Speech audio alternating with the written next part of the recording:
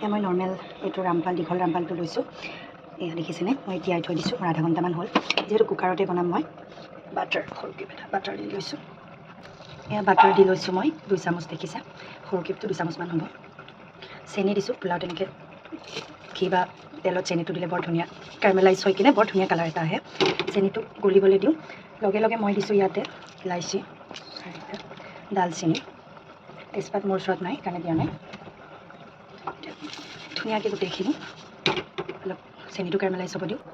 আপোনালোকে যিকোনো French bean, গাজৰ, পিঁয়াজ যিকোনো বা মটৰ দিও বনাব পাৰে। মই গাজৰ দিম, গাজৰখিনি কাটি লৈছোঁ, এতিয়া দি দিম। এয়া গাজৰটো মই 2 মিনিট বা 3 মিনিট সময় ভাজি ল'ম। হৈ গ'ল। মই এতিয়া ইয়াতে দি দিম চাউলখিনি। চাউলখিনি মই দি ল'লোঁ, দেখিছেনে, আৰু 5 মিনিট সময়ৰ কাৰণে ফ্ৰাই কৰিম ধুনীয়াকৈ। বৰ বেছি সময় নাভাজোঁ, নহ'লে ভাঙি যাব চাউলটো। চাউলটো মই ইয়াত ভাজি আছোঁ। জোখমতে মই দিম নিমখ, এয়া নিমখটো অলপ দি ল'লোঁ। তাৰপিছত এয়া ছিক্ৰেট একেবাৰে ইনগ্ৰিডিয়েণ্ট, আপোনালোকে চাগে দিয়ে মই নাজানো, কিন্তু মই দিম এয়া এইখিনি দেখিছেনে, আদা মিক্স কৰি থৈছোঁ। মই আদা এনেকৈ খুন্দি দিওঁ, পোলাও তেনেকৈ দি দিওঁ, টেষ্টটো বৰ ধুনীয়া হয়।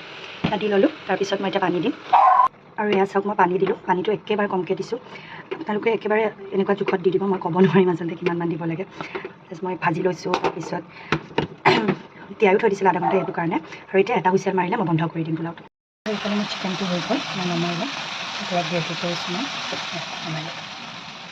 এটা হুইচেল যোৱাৰ পিছত এয়া মই আপোনালোকক দেখালোঁ, পূৰা এটা হৈছে পোলাওটো, দেখিছেনে, মই ভালকৈ দেখাই দিছোঁ। এয়া ধুনীয়া এটা হৈছে। আচলতে পোলাওটো এনেকৈ হ'লে মোক খাই ভাল লাগে। জহা চাউলৰ পোলাওটো লাগি যায়, কিন্তু এইটো ধুনীয়া এটা হৈছে। মই পৰিৱেশন কৰি আপোনালোকক দেখাই আছোঁ।